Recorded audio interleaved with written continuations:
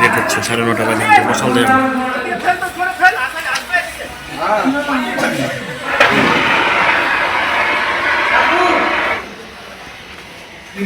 হাসপাতালে আগুন, আতঙ্ক, ধোঁয়ায় ঢেকে গেল ওয়ার্ড। আতঙ্কে ছুটে পালাতে শুরু করলেন রোগীরা। আতঙ্ক ছড়ালো চিকিৎসক নার্সদের মধ্যেও। ধোঁয়ার কারণে রোগী থেকে শুরু করে চিকিৎসক প্রত্যেকেরই শ্বাসকষ্টজনিত সমস্যা শুরু হয়, যদিও কিছুক্ষণের মধ্যেই স্বাভাবিক হয় পরিস্থিতি। হাসপাতালের পাশে আবর্জনা স্তূপের আগুন থেকে ছড়ায় এই আতঙ্ক। বলছি হাসপাতাল চত্বরে ধোঁয়া হয়ে গেছিলো, আর এমনকি রোগীরা বাইরেও চলে গেছিলো, গর্ভবতী মহিলারাও ছিল, অনেকে শ্বাসকষ্টে ভুগছে অনেকে, নাকি কি বলবেন, কি হয়েছিল? হসপিটালের পেছন দিকে আমাদের ওই বায়োমেডিক্যাল ওয়েস্টেজের রুম রয়েছে, যে রুমটার মধ্যে আমাদের হয়তো হসপিটালে যে সমস্ত গার্বেজগুলো হচ্ছে, ঠিক আছে, বিভিন্ন ডিপার্টমেন্ট থেকে বিভিন্ন জায়গা থেকে সেগুলো রাখা হয়। আমাদের নির্দিষ্ট সময়ে আমাদের গাড়ি, যারা বায়োমেডিক্যাল ওয়েস্ট ম্যানেজমেন্টের জন্য যারা আসেন এন্টাইটেলড, তারা গাড়ি নিয়ে আসেন এবং সেগুলো কালেকশন করে তারা এখান থেকে নিয়ে চলে যান। তারপরেও কিছু হয়তো গার্বেজ হয়তো স্টক হয়ে যায় বা কি জমে থেকে যায় কখনো কখনো অল্প স্বল্প। তো ওই পেছন দিকে হয়তো একটা বিশেষ এরিয়াতে হয়তো কিছু জিনিসপত্র জমেছিল, কেউ বা কারা হয়তো কেউ হয়তো স্মোক করেছিলেন, করে সে বিড়ির টুকরোই হোক বা সিগারেটের টুকরোই হোক, হয়তো কোনোভাবে সেখানে পড়ে গিয়ে একটা কন্টামিনেশন হয়েছিল, গিয়ে হয়তো একটা ধোঁয়া সৃষ্টি হয়েছিল। এইটা একটা ফ্যাক্টর আছে। সেই ধোঁয়াটা হয়তো কিছু পরিমাণ হসপিটাল থেকে আসছিল বলে ন্যাচারালি ধোঁয়া থাকলে তো একটা আমাদের সমস্যা হয়, সেটা হচ্ছিল। যখনই আমরা জানতে পারি আমরা একদম প্রম্পট অ্যাকশন নিয়ে, মানে তাড়াতাড়ি করে আমার সমস্ত অ্যাকশন নিয়ে আমাদের সমস্ত স্টাফ সেই ধোঁয়াটাকে নিভিয়ে আমরা উইদিন 5 থেকে 10 মিনিটের মধ্যে সেই ধোঁয়াটাকে আমরা কন্ট্রোল করে দিই। ঘটনাস্থলে আসে দমকল, নিয়ন্ত্রণে আসে আগুন। মালদা জেলার হরিশ্চন্দ্রপুর গ্রামীণ হাসপাতালে এই আগুন, আতঙ্ক ছড়িয়ে পড়ে।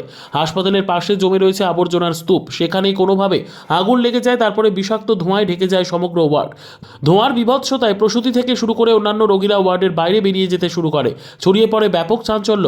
চিকিৎসক নার্সরা চেষ্টা করেন রোগীদের সুরক্ষিতভাবে বাইরে বের করার। তারাও শ্বাসকষ্টের কারণে সাময়িকভাবে অসুস্থতা বোধ করেন। হাসপাতাল কর্তৃপক্ষের নজরে আসে আগুন। সেই আগুন নেভানোর চেষ্টা শুরু হয়, খোঁজ দেওয়া হয় দমকলকে। তারপর কিছুক্ষণের মধ্যেই স্বাভাবিক হয় পরিস্থিতি। যদিও ব্লক স্বাস্থ্য দপ্তর সূত্রে জানা গেছে, হাসপাতালে জৈব বর্জ্য ব্যবস্থাপনা রয়েছে।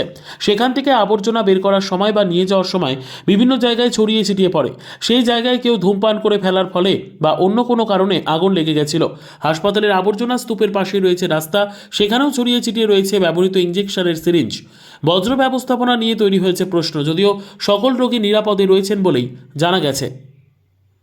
এখানে ধোঁয়া হয়ে গেছিল, কি কি মানে কিভাবে লাগলো আগুনটা? ওখানে পুরা জ্বলা ছিল, মানে নোংরা আবর্জনা জ্বলা ছিল, অনেক ধোঁয়া করছিল, কাশি আসছিল, প্রচুর গন্ধ করছিল, খাবার ছিল না এখানটা, সব বাইরে ছিল।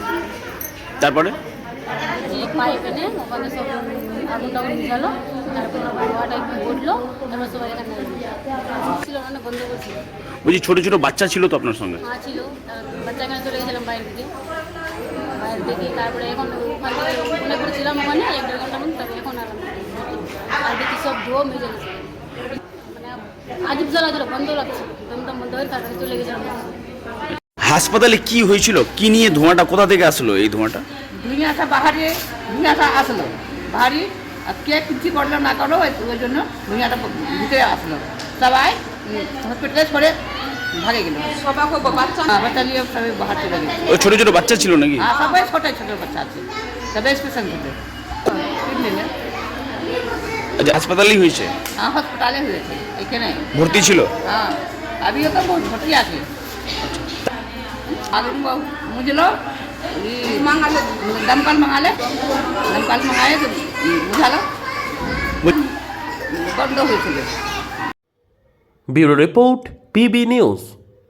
সান হসপিটাল, এখানে যে কোনো রকমের চিকিৎসার বিশ্বস্ত প্রতিষ্ঠান।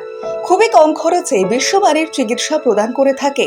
উন্নত মানের ওয়ার্ড কেবিন, পরিষ্কার পরিচ্ছন্ন পরিবেশ দ্বারা সুসজ্জিত চিকিৎসা ব্যবস্থা রয়েছে। এছাড়া স্বাস্থ্যসাথী কাজেও পরিষেবা প্রদান করা হয়। সুতরাং আজই যোগাযোগ করুন সান হসপিটালে। ঠিকানা GT road, Bhangakuthi, Bardhaman. Phone number মনে রাখবেন 9434188262 অথবা 83730954222।